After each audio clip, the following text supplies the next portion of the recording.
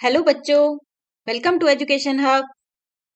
आज हम दूसरी कक्षा की हिंदी की पाठ्य पुस्तक का पहला पाठ करेंगे, जिसका नाम है नीमा की दादी।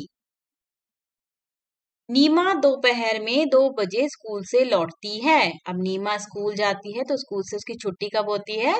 दोपहर के 2 बजे। इस समय घर पर सिर्फ दादी होती हैं, वे कहीं नहीं आती जाती हैं। अब इस समय सिर्फ कौन होता है घर में? उसकी दादी होती है। क्यों दादी होती है, बाकी लोग क्यों नहीं हो सकते? क्योंकि हो सकता है उसके मम्मी पापा काम करने जाते हो, जैसे पापा लोग आपके ऑफिस जाते हैं, कई बच्चों की मम्मियां भी काम करती हैं, तो इसी प्रकार से उसके भी माता पिता काम करते होंगे, तो दादी घर पर होती हैं। कभी कभी बैठे बैठे सब्जी काट रही होती है। दादी क्या कर रही होती है? कभी जब वो घर आती है तो देखती है दादी कभी कभी सब्जी काट रही होती है। उनके घुटनों में दर्द रहता है, इसलिए कभी वे अपने घुटनों में तेल मल रही होती हैं। तो कई बार क्या होता है, जब नीमा घर लौटती है तो देखते हैं कि दादी जो है सब्जी काट रही है, या कभी क्योंकि उनके घुटनों में दर्द होता है इसलिए वो अपने घुटनों में तेल की मालिश कर रही होती हैं। उन्हें नीमा का बहुत इंतजार होता है। अब क्या होता है ना, जो घर में बूढ़े बुजुर्ग लोग होते हैं, वो सारा दिन तो बोर हो जाते हैं घर में बैठे बैठे, तो वो लोग वेट करते हैं कि कब आप लोग घर आओ और आप उनसे बातचीत करो। तो इसीलिए दादी को भी नीमा का बहुत इंतजार रहता है कि नीमा घर आएगी तो वो उससे बातें करेगी। नीमा रोज खाना खाते खाते स्कूल की बातें सुनाती है। अब नीमा क्या करती है, जब खाना खाती है तो साथ ही साथ दादी को अपने स्कूल की किस्से सुनाती है कि स्कूल में कैसे पढ़ाई करी, क्या मस्ती करी, ये सब बताती है। आप लोग भी बताते होंगे। दादी भी उससे खूब बातें करती हैं। शाम को नीमा खेलने जाती है।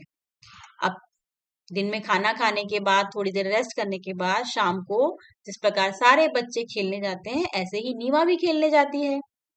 एक दिन नीमा खेलने के लिए जाने लगी तो दादी बोली, नीमा थोड़ी देर बैठ जा। अब नीमा जा रही थी तो दादी ने उसको रोक करके बोला कि नीमा थोड़ी देर बैठ जा या थोड़ी देर रुक जा।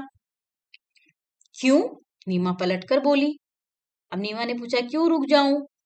मेरा समय नहीं कटता, दादी बोली।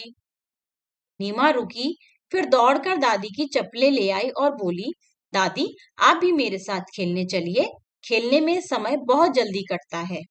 मैं 5 बजे खेलने जाती हूँ, पर 10 मिनट में ही 6 बज जाते हैं। अब समय नहीं कटता का मतलब है कि दादी बोर हो जाती है। अब नीमा भी खेलने चली जाती है तो उन्हें तो कोई बातें करने के लिए चाहिए अपने साथ।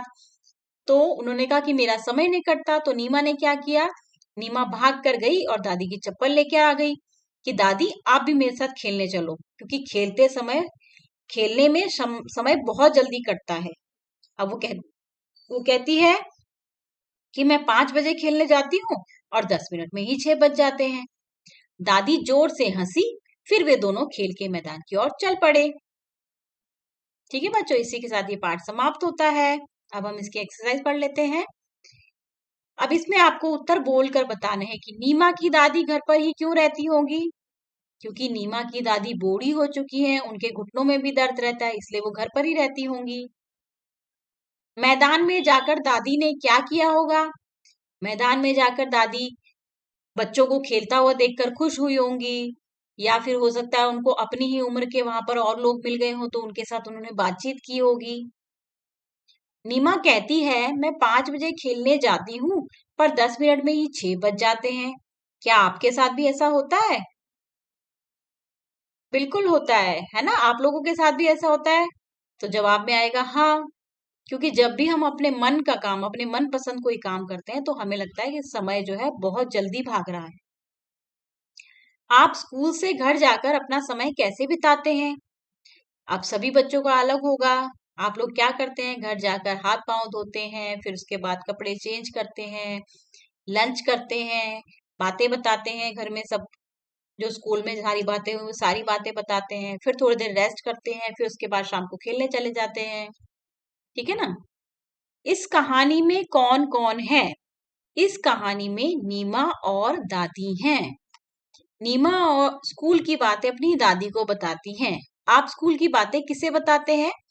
तो मैं अपने स्कूल की बातें मम्मी को बताती हूँ या बताता हूँ, या पापा को बताती हूँ या बताता हूँ, दादा को बताता हूँ, इसमें सबके उत्तर अपने अपने अलग हो सकते हैं।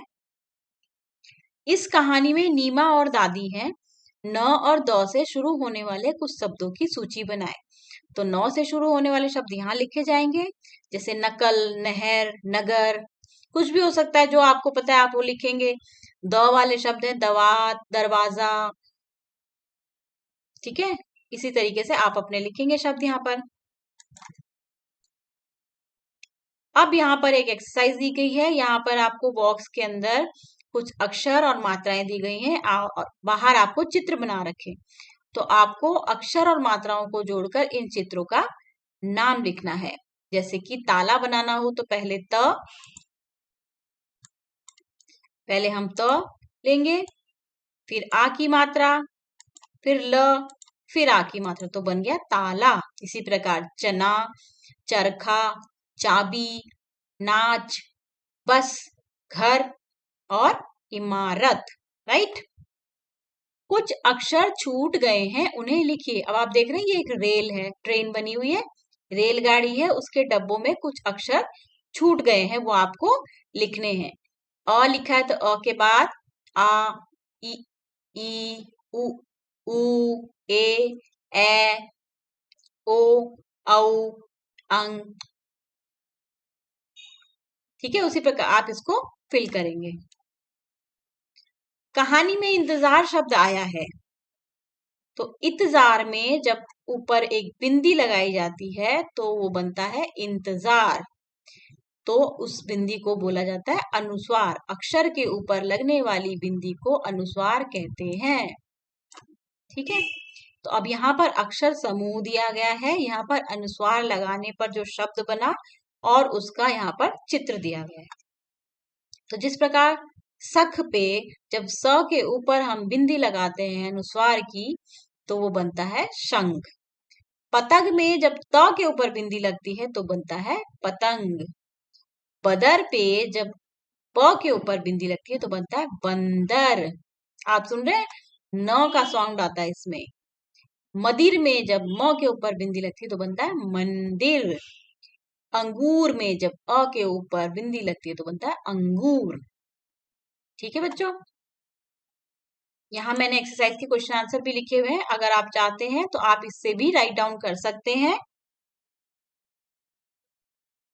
इसके लिए आप थोड़ा वीडियो को पॉज करेंगे या फिर स्क्रीनशॉट लेकर के आप इसको नोट डाउन कर सकते हैं।